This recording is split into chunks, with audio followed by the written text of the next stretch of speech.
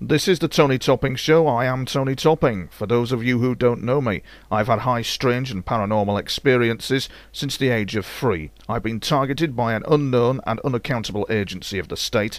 I've been filmed by unmarked helicopters and chased by UFOs. I've also had full-on paranormal encounters and experiences. I don't profess to be psychic in any way, shape or form. I am a man who's searching for his paranormal identity to find out why these experiences have happened to me. This is my show. This is the Tony Topping Show. Hello everyone, this is the Tony Topping Show and we're back. We're in a big house, in a big room in Southport in Merseyside, and we're interviewing my good friend Ronnie, who can be described as a paranormal experiencer. He's had some real Weirdsville, far-out experiences, and he really is a very interesting guest to have on. We specialise in people who have not been on paranormal programmes before, and nobody's ever heard of them. So Ronnie, welcome to the Tony Topping Show. Thank you, Tony. Very, very hello to you and to anybody else who's into this programme. And I'll give it 100% and tell you my true facts about my paranormal experiences and my past, my present, and hopefully my future as well. My God, Ron, you sound like Mystic Meg. Let's call you Mystic Ron. And there you go, mate. No, on a serious note, though, you wanted to call this spiritual intelligence. And I just wanted to know, I was intrigued to know, and perhaps the listeners are intrigued to know, as to why you went for that title. Well, I think spiritual intelligence with me is being in connection with different things that happened in my life, especially paranormal is a main factor in my life, in contact with people from the other side, the spiritual world, that's one thing, time travel, which is immense, and also UFOs and time travel. I mean, to me, that is the biggest fact in my life, you know. So it's UFOs and it's time travel that's the biggest. Yeah, kind of I think that's what it is, Tony. I mean, you know, I can go back to my childhood when I was about 7 or 8 years of age, and we had an experience in my family, and you know, my sister came home crying one night, and I think we spoke about this before, and she was saying about, you know, she's seen these people and different things, but when she described them years later, and what it was, she described the uniforms on these people. They were as human as me and you, and they were dressed in like German Luftwaffe dark grey uniforms with the swastika eagle, and they just smiled and got back in this thing that they were in, and off they went. But I'm going back to 1965, and that's when the Nazi time travel machine was seen in Europe, and then crash landed in the United States, which was taken back to the Nevada base in Area 51. And now you think that, so you think then, Ronnie, that that what you're describing there, which is the UFO crash, you think was a Nazi time travel machine? I think so, because, you know, the things that I seen when I was a kid, you know, I was born 13 years after World War II, and I seen some strange things in the sky, right, which I couldn't explain. Different things, you know, seeing military aircraft and British stuff, living there at a certain airport in Liverpool, but things that we seen, you know, was unexplainable. And you know, and years later went on, my sister wouldn't even you know, she was always quiet about it. She's a very successful businesswoman, and she said, you know, I'd be ridiculed and different things, and that, you know. I said, well, if you want to speak the truth, and she opened up to me and she said to me, well, you know, these people weren't little grey aliens or little green men. They were human beings like me and you know. And how old, sorry to interrupt, how old was she? At the time, back in 1965, 66, she was about 8 or 9 years of age. Right, and you were with her at that time? No, I was at home, and she came. Right. She came back. She was crying. Yes. She was in a state of shock. We had the police were involved. Yeah. The ambulance. She was taken to the hospital.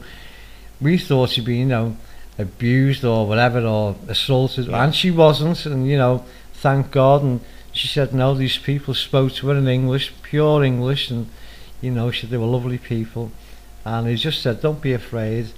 You know, we won't harm you, but we're going now." And that was it. And she said, "Well, where are you from?" And she said, and he said, "You know, we're from here, the same as me and you." And this thing just whoosh, disappeared and went. Yeah, yeah. And this is what you're describing is a UFO incident that's not even been publicised. Well, yeah, definitely. I mean, you know, I think it revolves around me because we're so close, and I'm very close to people on the same wavelength. We've both had good careers, even to this day and age, and we've always had this incline for UFOs, and especially with me with time travel and different things like that. And lately watching the Nazi Bell project on the internet, and that, so it makes me think, you know, if that happened back in 1945 or 1944, that what they were experimenting with, you know, and this time traveling happened. Did it happen then? Was she involved with something? Was she involved in an incident which I think, my own belief, did happen? And you know, it's one of those things that's always been like a big mystery in my life, and spiritually, I think it will all come to light now, you know. So, and you know, 2012, 13, and especially now 14, everything is opening up, and I think the truth is out there, and I think people should really know about this. So at the age of 8, your sister had a UFO encounter with what you believe to be, if that's the wrong word, what you believe. That I don't like using that word because that it's not. It implies that, doesn't it? Yeah. It implies belief when in fact no doubt it's happened. What happened then is that you had this incident this UFO incident in Bootle, in Merseyside, where they identified themselves, these individuals, these UFO people, identified themselves as being German. Yes. And identified themselves as being part of the Earth. Yeah. Part of. And that happened to your sister. Yeah. That's interesting, Ronnie, because that possibly means if it is them, and they are where they say they came from, which I believe they do exist, and it's one jigsaw within the UFO kind of puzzle. Exactly, yeah. Then the question must be for the listeners, we need now to paint the landscape then of you've got your sister's interaction, which we'll try and get on, listeners, we'll try and get her on the show. What we're trying to do now is take it then, Ronnie, from the age of, let us say, 8, and you're at school, you're going to the military and all that kind of thing. And I'm interested to know what happened to you from that point onwards. Well, after that incident, what happened in my life, you know, I was very religious, always have been, always will be. Done all my schooling and went into the Army Cadets. Done that. Then I went to the Territorial Army, which is now the Volunteer Reserve, and that's 6-8 years. Great experience and different things, and you know, things have always unfolded. There's always been a reason for things happening and that, and I was at a radio rally in 2012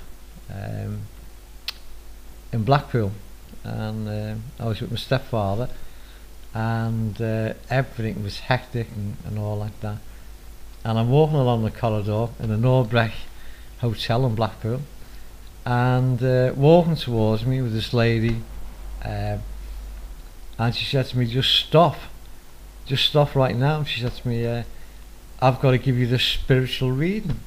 And I said, pardon? And she said, no. She said, it's all around you. She said, there's an aurora and different things. She said, it's, you know.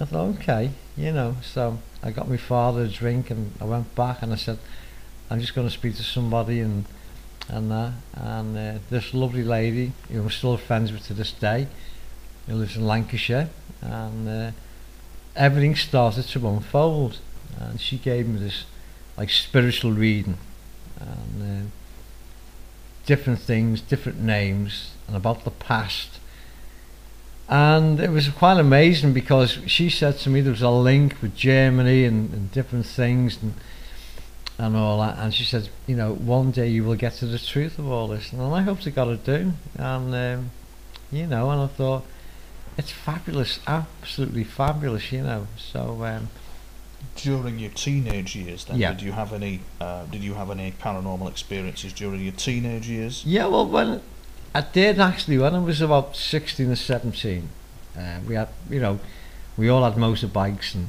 different things, and we used to go to the Scotch Piper Inn, and we'd all meet up there and have a coffee on our bikes or whatever. And in the background there was an old ruin of like an old monastery, and we were all in there one day, and I'm just walking around, you know, and I had an old 35mm camera, and I'm taking photographs of the old ruins, and everybody inside this building, there's no roof on it, they all go, oh wow, what? They were all complaining of bad headaches, and I thought, well, I'm fine, you know. But I had this eerie feeling that we weren't there at the right time. It was like stepping back into something, you know, with Right. Cromwell's era, the Right. 1600s, Right. things like that. So we can see how your experiences with time travel are perhaps Yeah. shaping up at 16 years of age. Yeah. Do carry on, Ronnie. Yeah. So Cromwell, carry on. So, you know, this experience went on, we took photographs, we got the photographs developed, and one night my mum said to me, she said, who's this person in the photograph? And I said, what person? Who's this? You know. And we couldn't make it out, you know. And years later, with all this latest DNA and forensics and all like that, and it was a photograph of a young boy who wasn't even in our company. Now that couldn't be explained. We didn't know who he was, where he was from, and nothing like that. So the years went by and different things were happening, and that, and I was going to work. I moved from Liverpool to Southport, and I was going to work one morning, and I was flagged down by a guy in a car. He was terrified, and he said to me, I've just seen these horsemen on horses like Cromwell troops shot in front of me and gone through that wall. And I thought, wow. And I said, well, is there like a reenactment group on, like the Seal Knot Society or things like that? And he said, what, at 6:45 in the morning? I don't think so. He said these horses came running at him and they just disappeared. So when we checked out the part of Lydia by the Scotch Piper and that was a very stronghold for Cromwell and his forces. So I've always had that link and that, and I've always done research work, but I've always had that. It's always been that something with me, you know. So we moved. So you've had your kind of like your Cromwell incident. Yeah. Where Yeah. you feel, and so take the listener into, you know, as the years progress in like a chronological order, if you can, of Yeah, paranormal yeah. experiences of what happened to you from that point onwards.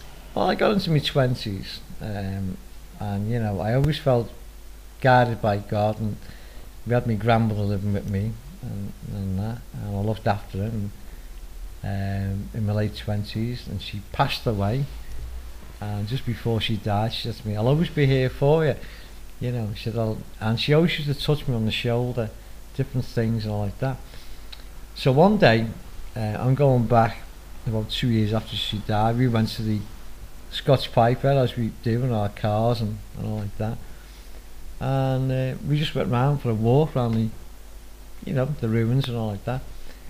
And I couldn't notice, but on the wall was an inscription, like somebody had carved it in stone, you know, and it just said Mary MC McGinn. Now I thought, there's not many people have that name, McGinn, which is a Scottish name, and that was my grandmother's name. But what I'm getting to now is, and I've got photographic proof of it, the vehicle that I was driving at the time was a Suzuki sports car, right? And the registration number, the last three, I won't give the full registration number, but the last three letters of that registration number was DHG, Divine Holy God, and that was carved under Mary McGinn Right. on the ruins. Right. And I thought, well, there's something spiritually connected here, Yes. Right. you know. And I thought, it's unreal, you know, how could that be when I've got you know, and I thought my mind was going, it was racing and thinking, and so I went through all the records and that, you know. So it's quite fascinating, actually, you know. And I think I was just going to say, yeah. Ronnie, do you find that because for example, you've got a radio in the room here that has the number 9 on it, Yeah. which is kind of like The Holy Spirit, the yeah. Holy Spirit. Now, Yeah. the listeners might be. What fascinates me about all this is the fact that I'll be, what's the word? I'll be a bit media smart ass and just say, are you a happy chappy born again Christian guy? Are you happy clappy? Are you, Ronnie, then a Bible basher? No, I'm not. I'm just an ordinary human being. You are. You've got a great believer in God and the Holy Spirit and correct. different things, and Correct. And that, you know, I've always had God on my side, and Yes. when I've been in trouble, and I've always prayed to God, and things have happened to me, and that, you know. But I always got an incline, not only about God being on my side, but I think things from the spirit world as well. Yes, and in Southport in Merseyside, a lot of this is going on with the spirit world. Just as a matter of interest, and I'll come back to you, Ronnie. My friend went to a spiritual church in Southport only last week, and it would appear that my father came through, and the lady who was doing the channeling, when asked where is this man's coming from, this lady said, the man tells me that he was from Selby in North Yorkshire. Wow. And that's my father coming through, and that's very interesting. So it's called spiritual intelligence. I feel the theme of this program, because I'm interested to know where your faith in Christianity and your worship interplays with. This is what fascinates me about you. Interplays with your paranormal experiences, and that, you know, that's the thing that actually fascinates me. Well, it is. I mean, to be honest with you, I mean, I had a near-death experience, as I told you in one of our meetings and that, and after that my whole life changed. Met different people, and what was your life before the near-death experience? Would you describe yourself as a horrible man? Not so much a horrible man, but a man who just really was... how can I say, I was very straight to the point. Straight to the point. Very bit arrogant, but, you know, straight to the point, you know. What I said sort of went and all like that. But after the near-death experience, I thought I was a different person. I was so chilled, relaxed. Yes. But done more studying into the spiritual aspect of my life. Yes. And I thought, well, you know, there's a reason for this. Yes. Because when I had that near-death experience, I met somebody. What you can say on the other side, he was my grandfather, who I never met. He got killed on the latter days of World War II in Britain on an anti-aircraft establishment down south, and he just said to me, "You're going back?" And I said, "Well, why?" He said, "You're here for a reason. You've been chosen for a reason." And what was the trigger of the near-death experience? What triggered you to have a near-death experience? Well, what happened was, as I told you, I was jogging, and I had my Walkman in, you know, as you do, and in a world of my own, just running and happy, and stepped out, whack, bang, hit by a car, thrown in the air, lands, cracks my head, goes into a coma. Yeah.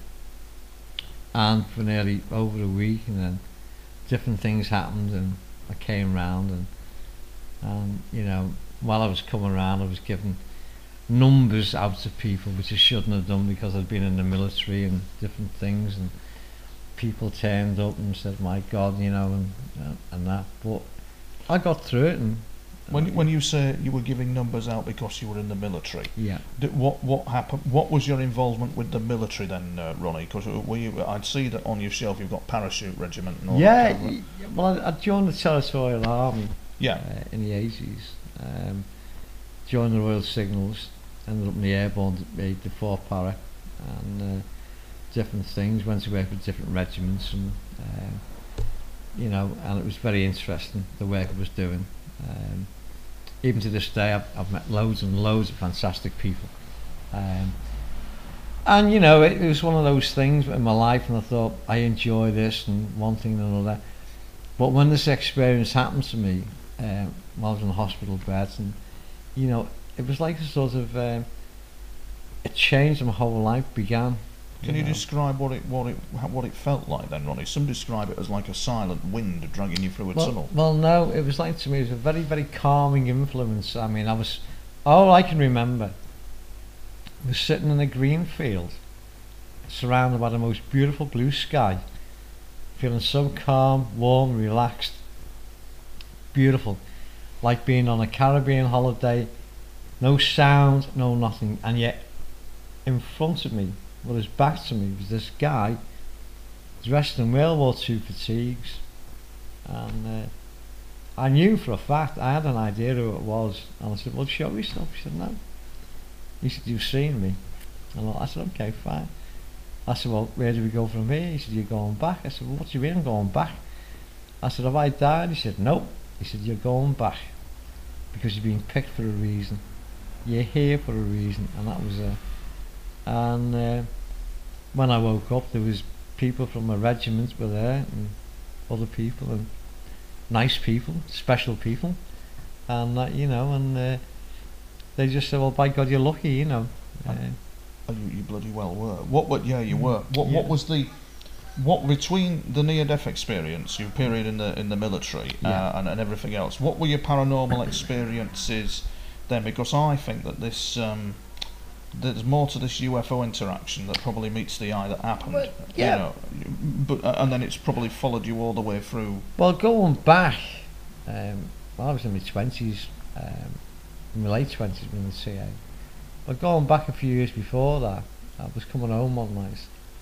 A young lady I was going out with, and I actually seen this thing in the sky, and I was walking down Hawthorne Road in Bootle. So my home was in Montfort Road at the time, and really happy memories and all like that. And I just looked up into the sky, and I couldn't believe what was it. And this thing was changing colour, and I just seen this police officer on the other side of the road, and I said, can you be my witness with this? And he said, sure, yeah. And I pointed at the sky, can you explain what that is? And he said, no, I can't. You know, and we had a few things like that. We've seen over Liverpool, Bootle, down at the beach, and you know, we've seen this like massive thing flying. We thought it was going to hit the water. It just was like whoosh, and just went, and there was all colours flying. It was reported in the paper as a meteorite. Now, as you know, meteorites don't fly, they don't take corners, they don't swerve and all like that, and it was beautiful. So this experience has been with me all my life, you know. So. And it's not just one experience. No, it's a combination. That's a combination. It's a combination of experiences. So you've had the UFO encounters before your near-death experience. Yeah. Do you think that it was your grandfather, or do you think it could have been them in the UFOs communicating with you? You think it was your grandfather? I think it was me. I mean, if to see him from the back and to see the photographs that I've seen since, you know, and one nice-looking guy. Looks like one of my sons, actually. Right. From the back. Yeah, from the hairstyle. Right. And all like that. Yeah, yeah. And I don't think people who fly UFOs could be dressed in World War II fatigues. You know, combat jacket. You know, nice dress jacket. Striped, you know, creased trousers. Yeah. Dead shiny boots. Yeah, immaculate, you know. Absolutely. But he was happy, he was content. And he said, you've got nothing to fear. You've got nothing to fear whatsoever. And I thought, you know, but when I met this spiritualist lady later on in life, and she told me all these lovely people I was going to meet, and that, you know, and I thought, well, I don't know this person, I don't know that person, and the person, she said to me, who's Tony? And I said, I've never met anyone called Tony in my life. I haven't even worked with a Tony. And as I am here today, in September 2014, getting interviewed by a guy called Tony. That's right. And that's you. And that's me. And that's yeah, and that's it, isn't it? It's amazing, isn't it, when you think about it? And you know, from your near-death experience, I'm interested to know how you came about the how you came about the power of prayer, and you know, in a very dark world. Have your experiences been dark at all at any point in the proceedings? Or have they all been? I wouldn't say. I'd say sometimes things will have a go at you. Make you feel depressed and all like that. Yeah. But you fight back through spiritual intelligence, the power of prayer, praying to the right people. The people that I was introduced to, the church in Bethel in the United States, Smith Wigglesworth, what a great guy, an inspirational man from Yorkshire, you know, who came to work in Liverpool, became a member of the Crusade, an evangelist, absolutely amazing. And I got into his reading of his work. I started praying to him. I started doing spiritual meditation. I started communicating with him in the spirit, and things just evolved from there. And I felt, you've had a better quality of life because of it. Well, I have, yeah. You know, when you say that you were praying to him, is that because I'm asking a bit of an unorthodox question? Yeah, to of course you can. Yeah. But is that because you're praying to him because he's a guru? Why would you need to pray to him? No, I wouldn't as an say. Individual, or what is? I wouldn't say he was a guru. I mean, Right. he was a man of God. Right. He was sent here on a mission, Right. and he was sent here for a reason. He was a faith healer, Yes. and he was respected throughout the world Right. by dignitaries from every country in the world. Wow. You name it. From America, Canada, all over Europe, Mhm. even Russia, Japan, India, and people respected him. You know, he brought people back who were cured people from cancer. I'm going back to the 30s and 40s. And you know, that man said in one of his statements was, "No stainless steel will ever touch my body while while I pray to Christ." Yeah. Yes. Through the Spirit and different things like that. So I've always been into a fortune myself and saying, well, yeah, that's just fine. You know, take what he says, but also God has put that man on the face of this earth for a reason. And what's his name again, Ronnie? Smith Wigglesworth. Right. His Christian name was Smith, Yes. and his second name was Wigglesworth. And he's no longer with us now. No. Right. Passed Okay. away, yeah. And what I'm interested about is you've had a near-death experience. What I'm interested in with you is how did you orientate towards this man and saying prayers and doing all that? How Do you want to know how it all began? Yes. Right. How did that orientate? Well, that all began because where I used to live further down the road, I was living across the road before I met these lovely people, and it was snowing. One day it started snowing, and they always say there's a message in a snowflake, there's a power in snowflakes, and I didn't know this, and it was snowing, and the apartment I was on the top floor, so I get a phone call at 2 o'clock in the morning from my brother, who was at RAF Woodvale as a police helicopter observer, and he said to me, well, we're not flying, what are you doing? And I said, I beg your pardon, you know, half asleep, like, excuse me. He said, have you looked out the window? So I said, no, why? Well, I've never seen so much snow in all my life. And we're going back to 2010, 2011. And it was snowed, and it was snowing. I thought, I can just about see the roof of my car. So knowing this, it was me, there was a guy below me, he was a police officer, Rod, great guy. And the other girl was a nurse. She was a trauma nurse who went to the hospital in Southport. And I knew for a fact that she had to get to work because she loved her job and all like that. So anyway, we all get up 6 o'clock in the morning, and I've never seen, we were like big kids. So I said, right, so she said, I've got to get to work. I said, okay, fine. So me and Rod gets out there, we're clearing the snow. The lady across the road said, would you like to borrow a couple of shovels? And she got stuck in as well. And that's how we all met, because Brenda, who was my neighbour, was involved with the church, and she introduced me to the evangelism way with Smith Wigglesworth, and after that the rest is history. So that's how it all sort of evolved. Yes, you right. know, so you can see what it's Yes. you know, where Yeah. I'm coming from. You know. You can, because I suppose if I get this right, then if we're following the evangelical way, this is where I get this spiritual in. This is what I'm fascinated about with you. You've had these paranormal experiences. Yeah.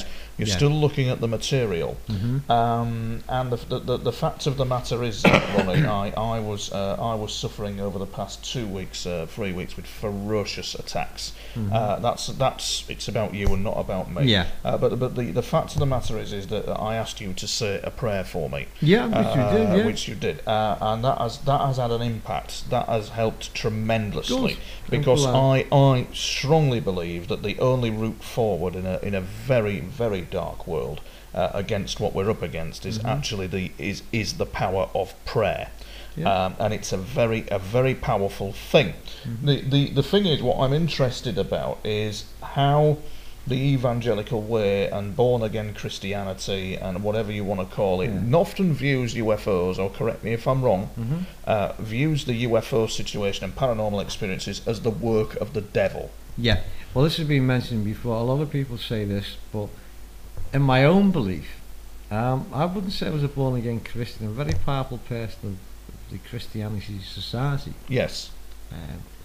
Have I stereotyped you then? So that actually you don't have to be a Christian to be born again. You can be a Christian, you can be a born again Christian, you can be whatever you want to be. You can be a great believer in God, a great believer in the movement and that different people. Yes. But I believe myself, I've heard this of some people say about, UFOs are from the devil, yes, from the dark side and all that. Yes. But my own belief, as a Christian type of person, great strong believer in God, as you know, I mean, I think people from another world or from other galaxies, or whatever, some of them want to make peace. Definitely. And I can't see.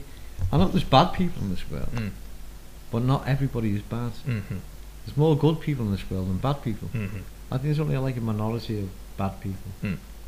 We've had 2 world wars and Korea and Vietnam and all like that. But at the end of the day, it's a war situation. You don't and think and on both sides, you'll always find there's good people.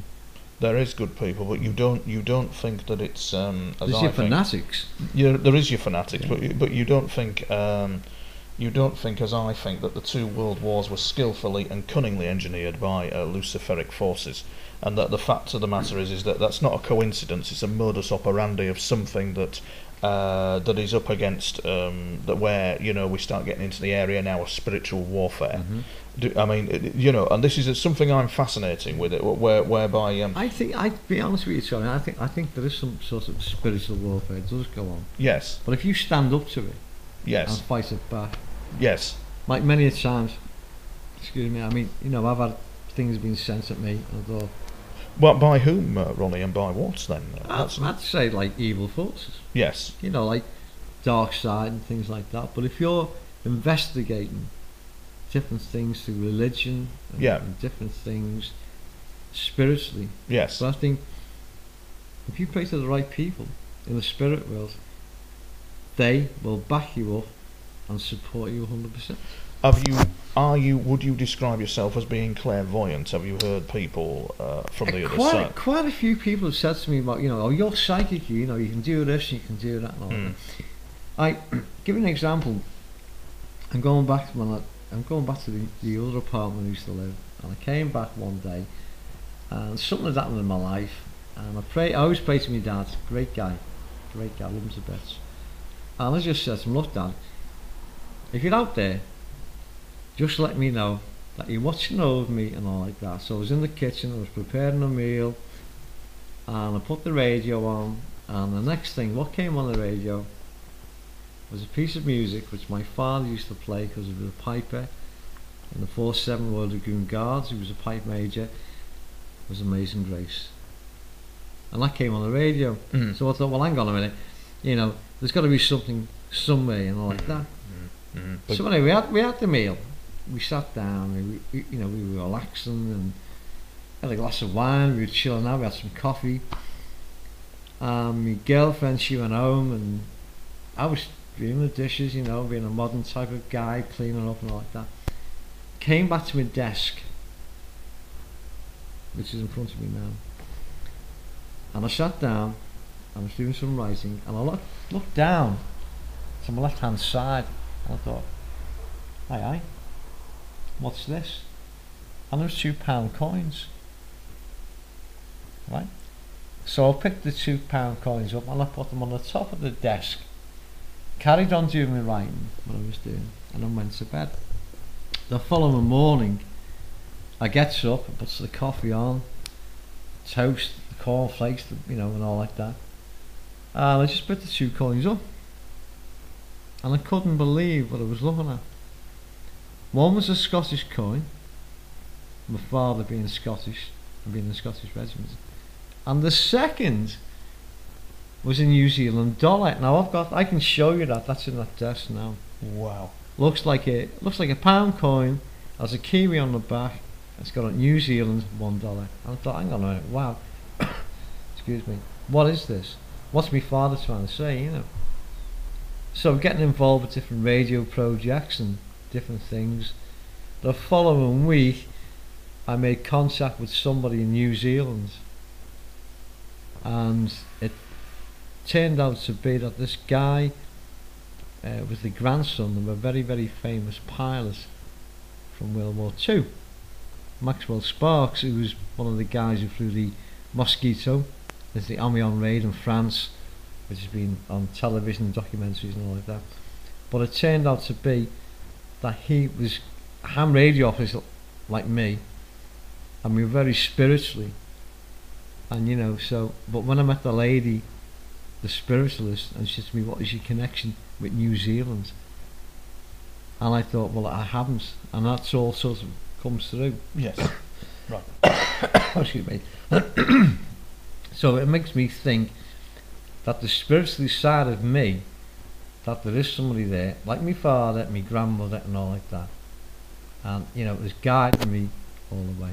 Because you see, Ronnie, what the listeners don't realise, and I can't, perhaps you can just recall them for me, is that you've got baffling coincidence. Well, they're not baffling; they're just fascinating chains of coincidences all the time, all the time that happen to you that are absolutely fascinating. You got any? Just give it a. Do you know? And there was one thing you were telling me that where you go, wow, that's amazing. Just give us another one of these coincidences that you. That you have. What it is, we're saying coincidence and all like that. You know, I've met people with the same name as me. Yeah. They got the same brothers' names, sisters' names, different things. Yes. One of the most amazing facts that I ever encouraged was I got on the job that I do. I got on this vehicle to do a job one day, and all of a sudden, I just found this like Holy Spirit cross was there. Mm-hmm. Now this bus was involved in an accident, and I was told spiritually to go onto this bus. Wow. When you say you're told spiritually, what does that feel like? It's absolutely amazing. I mean, when God talks to you, or the spirit world talks to you, it's like getting like somebody just picks you up and lifts up the ground. You know, it happens to me all the time. Did it happen to you today? Funny enough, it did this morning. Did it? What happened this morning? Well, what it was, I was in work and I got this job done, and it was turning out absolutely beautiful. And I thought, I need to do this, I need to do that. And all of a sudden was going, I've got that vehicle over there, there's something for you. I was like, alright, you know. So anyway, I went into this vehicle and found some coins. All these like different foreign coins. And that's another thing I always get given to me. Foreign coins like euros, dollars. Wow. And all like that, you know. So. Wow. Can you walk down the street then and feel that somebody is in terrible need of healing, not say anything and just do that? You can do. I go to people and I always say to them, I'll give you an example this morning. Somebody in work said to me, my mum's not well, can you do me a favour? I said, what's that? Can you pray for her? That's somebody I work with. Yes. And I said, yeah, can you pray? I said, yeah, I'll pray for them. Yeah. And my boss has always said to me, since you got involved with all this spiritual stuff, things have happened, things have evolved. Yes. It's a happier place we work in. Yes. People feel better. Yes. People talk to you. You say to me, Ronnie, can you pray to Smith Wigglesworth for me? Yes. I say, yeah, wow, Yes. Can you communicate through him and different things like that? Yes, because I've got to say that, I mean, before I met you, and it still is ongoing, it's another story. Yeah. But before I met you, it was just absolutely crazy for me, and I know that you've said a prayer Yeah, well, yeah. I know that you have, because certain things have happened to me. The harassment and darker elements of it are still present, and we're not going to get rid of that. But very they will. easily. They will go. And they will go. But what is interesting is the phase shift that the power of prayer causes. It has a gigantic influence. And a couple of things have happened since I met you, to me, where I know you've been praying for me. In terms of abundance, not scarcity, but just in terms of a few odd things have happened where I've got some new radio equipment from nowhere, and the old radio bug's bitten me again, like it used to be when I was a kid, which has never happened. And I think that the power, that's not a coincidence. I think that the power of prayer is involved. It's the power of prayer. When we all pray for each other. Yes. Like my friend of mine the other week, she wasn't well, and I've seen some people, and I said, do us a favour, can you pray? Yeah, no problem. We all get together, we're like an American football team, we all, arms around each other on the shore, and we pray for each other. Yes. We pray for that person who's not well. Yes. And when you get a phone call from that person saying, I feel great, what have you done? Yes. We just prayed in the Spirit for you. Yes. That's what we've done. That's what we go into the Holy Spirit and we pray. Yeah. Yes. And when you've got that, and if you think you're getting attacked, you keep on praying. You do. You go into spiritual meditation. You do. I sit here many a time, and I go into the crab position, and I just go into about an hour. Yeah. Yeah. And I come out of it, and I feel a totally different person. Yeah. Because I think you will agree that the true heritage of mankind, or the true heritage of us as spiritual beings, is alignment to the higher consciousness. Oh, of course, isn't it? It's definitely an alignment, and there's something in this. I mean, what's your opinion, Ronnie? In your point of view, I notice in the flat here you don't have a TV. No. I will not have television, because the reason I feel it's very demonified, because you're getting brainwashed with it's like a Big Brother aspect of saying, well, this has happened, that's happened. Yes. If I want information, I go on a computer, I go on a laptop or an iPhone, I've got my radio. Yes. And I can listen, I've got my newspapers. I would rather read from the Bible. If I'm feeling a bit down, I'll put the Bible up and say, well, I go into Ted Randall's show in the States. Who's Ted Randall? On QSO.com. Right, he's like an evangelical guy. No, he's on radio. Oh, I beg your pardon. Sorry, Ronnie. He does have his own programme, but he's very spiritually in tune. And yes, a lot of these radio hams are, aren't they? And you can get into somebody's mind and say, well, you can envisage yourself and see it in your own mind, instead of sitting. I'm not the type of guy who comes home from where watches the news, watches Big Brother, Coronation Street. I've been through all that when I was married, and I thought it's just a brainwashing exercise, which is put in the living room. But if you come home to a nice home like I've got here, and as Tony will say to you, it's beautiful, it's it's very spiritually, and I like that. I've got a hand carved thing of Christ, and that, and I feel warmth in this building where I live, and I pray and I pray and I pray. Because in a way, Ronnie, what you're doing is you could be described as somebody who's capable of influencing things, aren't you? But releasing energy, releasing energy. But what you are is very much like a Master Yoda kind of guy, whereby your flat is lovely and clean. It's not Spartan. It's got some nice things in it, and there's a nice energy about it, and it's very much like Master Yoda in Star Wars, where he can lift the Jedi fighter with his with his mind, but yet he's stirring a stew in his little cooking pot. And that's certainly that's what it's to me. It's like, I like the basic things in life. I like things made out of wood. Experiment with different things. I love electronics and glass. I've actually just built a speaker made from glass. Wow. That's incredible. There's no electrical particles here. It's just a piece of glass polished. Yes. To resonate. And that's resonates on the right frequency, and it acts as a speaker, and it works. Do you feel that you're being guided in some way for a higher purpose then? Yeah. But you feel, and do you feel also that no matter what that higher purpose is, whether it be small or large, that doesn't bother you? No. I like the small thing. I've got a small, beautiful home, small car, QRP radio station, which is small and compact, and I've got lovely friends throughout where where I live and where I work and surround around me and all like that. Lovely family, and yet I just meet that small things in life.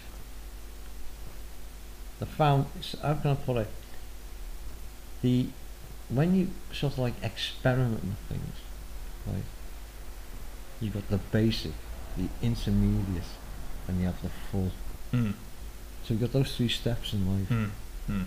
Mm. And when God tells you to do something, you do it. Mm. But you take it on your own path of life. Mm. You know what I mean? And Yes. I mean, I am a great believer in God. I always have been, always will be. I'm not a Bible basher. I'm guided by Holy Spirits. Mm. The spirit world is an amazing thing with me. Mm. I can, my grandmother, she reads me calling cards, and they are hair clips. Does she now? She does. How fascinating. I've got a Really? friend who's just emigrated to live in Australia, and we're on the same wavelength, and every job I used to go on, there was hair clips. Wow. And when I lived in the apartment down the road, Wow. I went into my new car one Yes. morning, Yes. and on the floor I thought, what's that? And there was a hair clip with like a stone in it, and her favourite colour purple or emperor. And I thought, well, I don't know anybody's got this. Who does this belong to?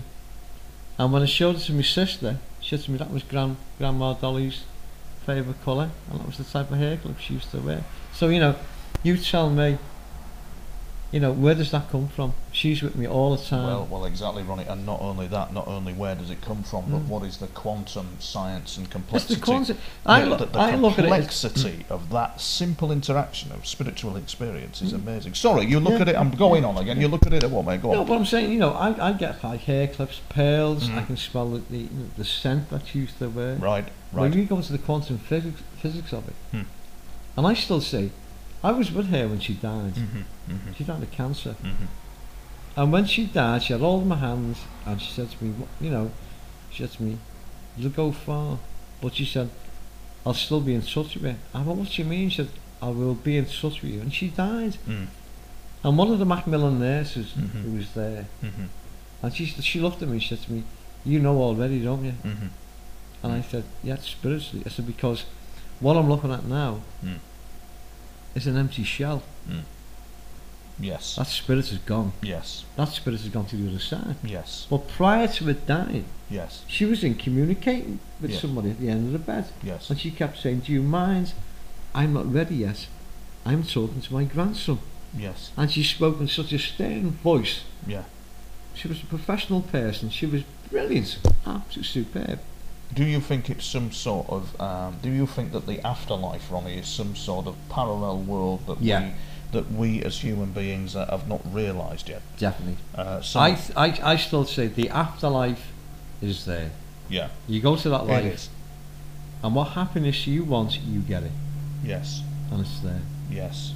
And then people from the afterlife can come into this world, what we're in now, me and you talk, and can say, well, okay, he's happy, he needs this, he needs that, he's had a few problems, but we'll sort that and we'll sort this. Mm. You My think? phone hasn't stopped. Like, after speaking to you last night, Yes. my phone from 9 o'clock this morning, prior to you ringing me, we were all in work, speaking about Smith Wigglesworth and people and all like that. A friend of mine's got a little boy, he's got like blood. So I said, he said, do us a favour, can you say a special prayer? I said, of course we will. We all pray on a Sunday, we pray on a Thursday evening, and all like that. But that phone doesn't stop. People asking for advice, pray for me, talk to me. And I thought, sometimes when I'm sitting here on my own saying, I haven't got a mate in the world, and when I think back, and when I realise I've got that many people around me, it's unreal. Do you ever suffer from depression, Ronnie? I did do. When I got divorced, I went through a bit of a bad patch of depression. Right. But the way I got through that, well, it wasn't through antidepressants, or I don't believe in drugs, not like that. Fascinating. Yeah, Spiritual intelligence. Spiritual intelligence. I just went, and I'll tell you a little story what happened. I was living down the road when I got divorced and all like that, And I got on my hands and knees one day, and I was up at the top of the apartment where I lived, beautiful, you know, there's all trees and there's birds flying like that. And I was angry. I was really angry, and I just said, well, look. I said, look, God, if you're out there, answer my question. I'm on my hands and knees, you answer my prayers now. From one son to a holy father, if you exist, answer my prayer, please. And the rest is history. I mean, things started to unfold. I met the people across the road. I got involved with the church. Spiritual people will come to me in different things. So, you know, calling cards, hair clips, pearls, gold rings, by the way. Mm-hmm. Different things like that, Right. you know. So Right, yeah. coins So on the floor. And you're obviously linked. You're wired in, aren't you? You're wired into the... I'd like to think so, You yeah. are, yeah. You're and the other question I was going to ask, Ronnie, is I've had extreme paranormal experiences that would put most people in a straitjacket. They would. But sometimes I'm just a complete bag of shite with it all. Oh, please. You know, well, Yeah. no, but Yeah. I mean, sometimes I can be the most unruly, undisciplined fella, and so on and so forth. What I was going to ask you is, what is the difference between somebody who's spiritually intelligent and somebody who isn't? I think deep down, like me, spiritual intelligence, I mean, you've got like a gift, or you can communicate with the other side, you ask them for things happen, you know, like that. When people come to you and say, it's all around you, you can see the spiritual aurora around you and different things. So, okay. But I've had people I've met who are non-believers, don't even believe in God, atheist type things, and they come to me and said, you make sense. I said, well, what do you mean by that? Things you said. I've been on the internet, I've been to a bookshop, I've been to a library, I've got these books out where you talk about different people. I said, well, now do you believe? And they turned around and said, well, I'm beginning to learn. And when people like that say, well, I'm beginning to learn, and you say to yourself, this is amazing. It's an amazing fact in your life, and you feel, you know, I thought, wow, you know. I mean, I've met people through different religions, different churches, and I will not denounce anyone's religion, whether you're a Catholic, Protestant, Buddhist, Muslim, Mormon, anything. You've got one thing in life, you believe in God in your own way. And I always remember there was a great comedian, Dave Allen, used to say at the end of his programme, good night and God bless, and may your God go with you. And that's always stuck in my mind, that. Because when you believe in God and different things, you know, but getting back to the spiritual side of it, UFO side of it, I think people are already here, and the time travel aspect of it all, I think, you know. And I've had one or two things which have happened in my life, and well, I can't explain, and I thought, you know, and it's an amazing. If you're somebody who's powerful, Ronnie, I wouldn't say I was powerful. Powerful in terms of powerful in terms of prayer and all that kind of thing. Do you think that your signature is somehow tracked by something that's advanced somehow? I think so. Do you think so? Yeah. Do you think that we're evolving into human being version 2.0 instead of 1.0, where suddenly some of us are becoming aligned with the power of the supreme deity, which we've always had within us? I know. I mean, like I've always said before, I mean, if you can separate the frequency from the spirit of your body, which is a very hard thing to do. It sounds crazy. I know exactly what you're talking about. What I mean? That's quite advanced deal as to that what is it coming really out there. is. Yes. You can separate, and you get the frequency of your body, and then you know what you're talking about. Yes. And then you start going into the proper spirit of things. Yes. And you say, well, wow, you know. Yes. And you know, you go back to like the natural thing of salt, the sea, the earth, and that, you know. And people laugh at me and say, you drink salt water? You have a thing of salt and water? Well, yeah, it's natural. Natural sea salt. It cleanses your body. It gives you the frequency of your body. It makes you think better. Things like that. Of course. And you know, you can go on and on and on. And I thought to myself, well, you know, everything's evolving out in my life, and since I got divorced, and when I went through a bad time, as you know, and the near-death experience and one thing and another, but that to me was like going through a tunnel. Going through that spiral tunnel and coming out the other end and sitting there and looking back and saying, what on earth were you worried about? Now, what's the most important thing in life? Is it money, health, strength, wealth, or whatever? And I look at it this, as long as I'm happy, spiritually happy, and of the rest, everything will take care of itself. When you've got good people around you, and even bad people, if you can get bad people to turn around and say, well, okay, I'm sorry, well, and they can start turning around and saying, well, I shouldn't have done this, and I've gone out there in my life and helped people, and I think to me that's the greatest gift that God can send you. If you can help somebody and they say thank you, that means more to me than give me £1,000 or whatever. Money doesn't come into it. You see, you'll see it Ronnie, won't you, across the eons of history, where dictators, to name but a few, have made pacts with the devil and all this kind of thing. And I've always said that it takes a real man to make a pact with the divine and be in divine service, because if you are in divine service, things will come a knocking, things will happen. They will. And I will always say that God is always on your side, and He's always on time, but never in your time. No, this is quite true. This, because I mean, I've always said, I mean, you can go out there day after day after day and pray and pray and pray. Yes. You can go into the Spirit and pray with God. You can walk into the Spirit and have a group of people and pray together. Nothing happens. Nothing happens. No. No. The next thing was all of a sudden, bang. Yeah. It happens. So we have a saying is, God works in the most supernatural ways. When He's right. Yes. And He's got everything perfected, He'll go, yes, that's what you've been praying for. Yes, yeah. And when you walk in the path of God, I mean, I can always remember, and absolutely was amazing. I mean, this is what I think, reflecting back what you said before, when you said it was absolutely amazing. I went to meditation, and I just laid down, read my Bible, and I said, well, when I'm ready to come out of this, call my name. That's all I want you to do. Just call my name and I'll wake up. I said, I don't care if I'm going to sleep for 24 hours, 48 hours, 2 days, 3 days, or whatever. When you're ready, call my name. So I've gone into the Spirit.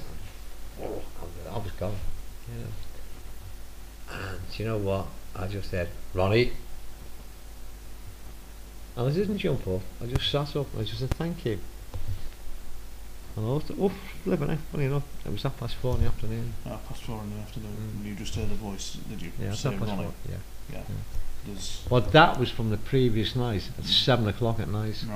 Right. So you'd slept all the way through? All the way through. And you can't remember anything? I woke up, I was so calm, I felt absolutely, I was as fit as anything. I felt so spiritually woken up. It was amazing. It was beautiful. But when you've got to rest and you've had a really busy thing, you know, I'd been showered, changed, shaved, I got into that bed and I got that Bible and I said, well, you're ready. And I woke up the following day and as if, wow, I've been on holiday. It was like being out of this world. It was a fantastic feeling. I got up again, showered, another shower, another shave, brew on, and I thought, wow, you know, so it just gives you an insight how you can be like from one person and then change to the next person. Yeah. And people have said to me, by God, you are one changed man. You're a better person for what you are now. You know what you went through and all like that. So I thought, wow, that's great. It seems that way, Ronnie. I think that there is. It's becoming a very dark world. We can certainly see. I think I know there's a lot of badness in the world. There's a lot of good, but there's a lot more good in this world. Definitely. You know, I know what's going on in the media at the moment with wars and different things and all like that. But if you pray to the right people, these can stop. Yes. Yes, and it can. people have got to wake up and say. But this is where the spiritual warfare comes in now, It does, isn't it? yeah. Because what's happening is there's an element out there that doesn't want to stop. Yeah. But as I've always said in like the Matrix movie, Yeah, I've seen that. yeah, where he goes up to the machine Mhm. and says, you know, Agent Smith plans to destroy you, you know, and this is the supreme powerful machine that's destroying humanity, Yeah. and it goes, oh, doesn't Yeah. it? Because what good is all this power and destruction? And when you've got naught to destroy, when nothing is left Exactly, yeah. to destroy anymore, and you know, and you see it all the time with the pop culture, Oh. pop music and all that Yeah. kind of thing, don't you? It's very interesting indeed. I think, Ronnie, that we're coming up to the end of the hour now, and I think that we need to have you back on. To Great. discuss the UFO experiences and That'd what be happened superb, in McCall in Merseyside. I just thought that it was just an uplifting interview based on It's been somebody great, nobody knows you. You see, Yeah, nobody yeah. nobody knows your experiences. Nobody knows who you are. Yeah. Your name is not in lights, but it's the spiritual work that you do behind the scenes that has a very big impact on people. It's certainly had an impact on me in ways in ways perhaps that might not have even manifested for me yet. Yeah. Because I've seen the nefarious at work, as we all have, and yes, as Dave Allen says, God, what is it, Ronnie? May your God go with you. Yes, may your God go with you. That was the Tony Topping Show. That was my guest and is my guest, Ronnie. Thank you. I am Tony Topping. What you see is what you get, and we'll be back soon. Catch you later, boys and girls.